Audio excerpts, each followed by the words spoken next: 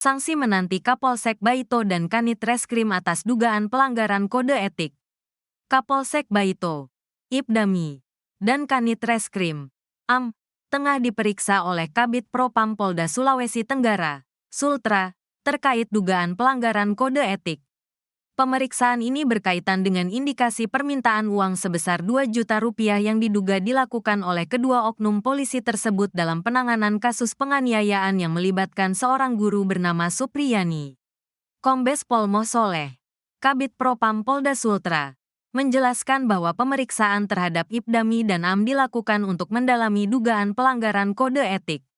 Saat ini 2 oknum anggota sementara kami mintai keterangan terkait kode etik, ujar Soleh dalam konferensi pers pada Selasa, tanggal 5 November tahun 2024.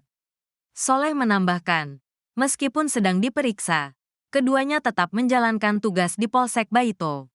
Namun, jika hasil pemeriksaan menunjukkan pelanggaran, mereka akan dikenakan sanksi berupa penempatan khusus, Patsus. Kalau memang terbukti ada pelanggaran kode etik, kami akan tingkatkan untuk Patsus atau ditarik ke Polda Sultra. Jelasnya, Patsus merupakan prosedur yang dijalankan oleh Provos terhadap anggota polisi yang diduga melakukan pelanggaran disiplin. Menurut Peraturan Kapolri Nomor 2 Tahun 2016, Patsus dapat berupa penempatan di markas, rumah, atau tempat tertentu yang ditunjuk oleh atasan. Soleh juga menginformasikan bahwa pihaknya telah memeriksa 7 personel polisi terkait permintaan uang. Awalnya, permintaan uang sebesar 2 juta rupiah muncul saat kasus Supriyani bergulir. Namun jumlah tersebut diduga meningkat menjadi 50 juta rupiah untuk menghentikan kasus tersebut. Polda Sultra saat ini masih mencari bukti kuat terkait permintaan uang 50 juta rupiah. Sudah cross-check soal permintaan uang 50 juta rupiah tapi belum terlihat indikasinya ada, perlu penguatan dari kepala desa dan saksi lainnya, ungkap Soleh.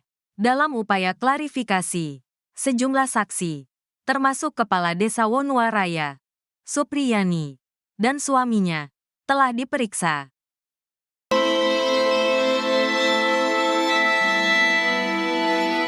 Guru honorer Supriyani terpaksa tanda tangan surat damai yang dilakukannya di rumah jabatan Bupati Konawe Selatan, Sulawesi Tenggara.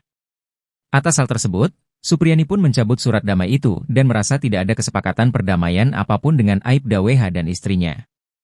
Perdamaian tersebut diinisiasi Bupati Konawe Selatan, Surunudin Dangga pada Selasa, 5 November 2024.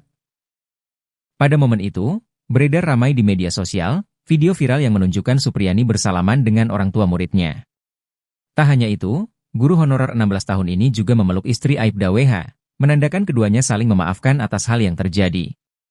Dalam proses mediasi itu, Supriyani juga ternyata menandatangani kesepakatan perdamaian. Namun tak lama setelah itu, surat damai itu dicabut oleh Supriyani karena merasa terpaksa dan tertekan. Berdasarkan surat yang tertulis, Rabu, 6 November 2024, Supriyani mencabut tanda tangan persetujuan kesepakatan damai. Pernyataan tertulis Supriyani ditandatangani di atas meterai 10.000 dan ditembuskan ke Majelis Hakim dan Jaksa Penuntut Umum Perkara. Menyatakan mencabut tanda tangan dan persetujuan saya dalam surat kesepakatan damai yang ditandatangani di Ruja Bupati Konsel tanggal 5 November 2024. Karena saya dalam kondisi tertekan dan terpaksa dan tidak mengetahui isi dan maksud dari surat kesepakatan tersebut, ditulis Supriyani dalam surat pernyataannya. Segini harta kekayaan Kasipidum Kejari Konsel yang dinonaktifkan. Terungkap harta kekayaan Andi Gunawan, Kepala Seksi Pidana Umum Kejaksaan Negeri Konawe Selatan, Kasipidum Kejari Konsel, yang dinonaktifkan dari jabatannya. Andi Gunawan dinonaktifkan dari jabatan imbas kasus Guru Supriyani, guru honorer di Konawe Selatan yang diduga menganiaya muridnya. Kepala Seksi Penerangan Hukum Kejati Sultra, Dodi mengatakan, untuk sementara waktu, Kejaksaan Tinggi Sulawesi Tenggara, Kejati Sultra, menunjuk Bustanil Najamuddin Arifin untuk menjabat sebagai pelaksana harian, Kasipidum Kejari Konawe Selatan. Penunjukan ini beralasan karena Andi Gunawan sedang menjalani proses pemeriksaan. Ditarik ke Kejati. Lagi dilakukan pemeriksaan terkait penanganan perkara di Konawe Selatan. Kasus Guru Supriyani, katanya. Penarikan ini, kata Dodi, dilaksanakan dalam rangka memudahkan Andi Gunawan mengikuti pemeriksaan di Kejati Sultra. Itu daripada dia bolak-balik Konawe Selatan ke kota Kendari. Jadi dia ditarik dulu. Jelasnya, Dodi mengatakan, penarikan Kasipidum tersebut dilakukan sejak pekan lalu. Kalau tidak salah sprint, surat perintah, dari pekan lalu, tuturnya. Andi Gunawan, diketahui merupakan lulusan S1 Sarjana Hukum dan S2 Magister Hukum.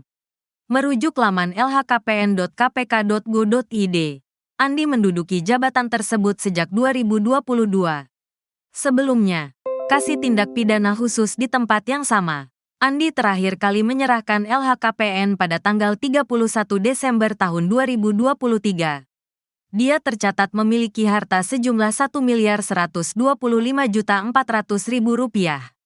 Terbanyak asetnya dari 2 properti di Kolaka dan Kendari. Juga mempunyai 2 kendaraan, terdiri dari 1 mobil dan 1 motor. Sebelumnya, Wakil Kepala Kejaksaan Tinggi Sultra, Anang Supriyatna memastikan akan melakukan penyelidikan internal kepada jaksanya dalam kasus Guru Supriyani yang dituduh aniaya murid. Hanya saja, saat ini pihaknya sedang fokus melakukan pemantauan kepada Kejaksaan Negeri Konsel untuk memastikan sidang Supriyani bisa mendapatkan kepastian dan keadilan. Kasus ini sudah sampai di pengadilan dan perlu dilakukan pengawasan agar memastikan persidangan bisa berjalan dengan baik. Namun, menurutnya, kasus Guru Supriyani ini seharusnya bisa diselesaikan secara restoratif justice sejak awal. Seharusnya bisa diselesaikan secara restoratif justice, katanya beberapa waktu lalu. Untuk itu, setelah mendapatkan laporan, Kejati Sultra langsung menurunkan tim mengawasi Kejari Konawe Selatan dalam menangani kasus tersebut agar Supriyani bisa mendapatkan keadilan dan kepastian hukum. Nantinya setelah itu, kata Anang, usai Supriyani mendapatkan kepastian hukum, pihaknya juga akan melakukan pemeriksaan internal di Kejari Konsel.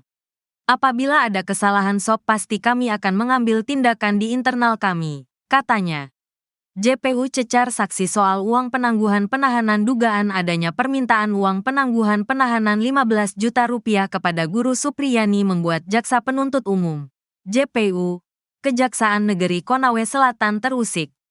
JPU pun mengorek kebenaran isu tersebut kepada Kepala Desa atau Kades Wonuwaraya, Kecamatan Baito, Konawe Selatan, Sulawesi Tenggara, Sultra, saat hadir di sidang kasus Guru Supriyani di Pengadilan Negeri Andulo pada Senin, tanggal 4 November tahun 2024.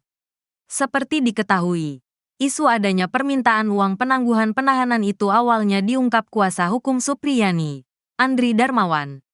Awalnya Andri menyebut setelah Supriyani ditetapkan sebagai tersangka, terdapat permintaan uang dari oknum polisi. Berapa? 2 juta rupiah. Siapa yang minta? Kapolsek. Siapa saksinya? Bu Supriyani dan Pak Desa. Sudah diambil uangnya di rumahnya Pak Desa. Berapa nilai uangnya? 2 juta rupiah. Uangnya Ibu Supriyani 1,5 juta rupiah. Ditambah dengan uangnya Pak Desa 500 rupiah ribu, ungkapnya. Setelah kasus dilimpahkan ke Kejaksaan Negeri Kejari, menurut Andri, Supriyani kembali dimintai uang penangguhan penahanan oleh oknum jaksa melalui perantara. Saat di kejaksaan ditelepon oleh orang dari Perlindungan Anak. Katanya pihak kejaksaan meminta 15 juta rupiah supaya tidak ditahan, jelasnya. Namun, Supriyani mengaku tidak mampu memenuhi permintaan tersebut karena tidak memiliki uang. Nah ini dari awal kita lihat seorang guru honorer dimainkan oleh jahatnya oknum aparat penegak hukum kita, katanya.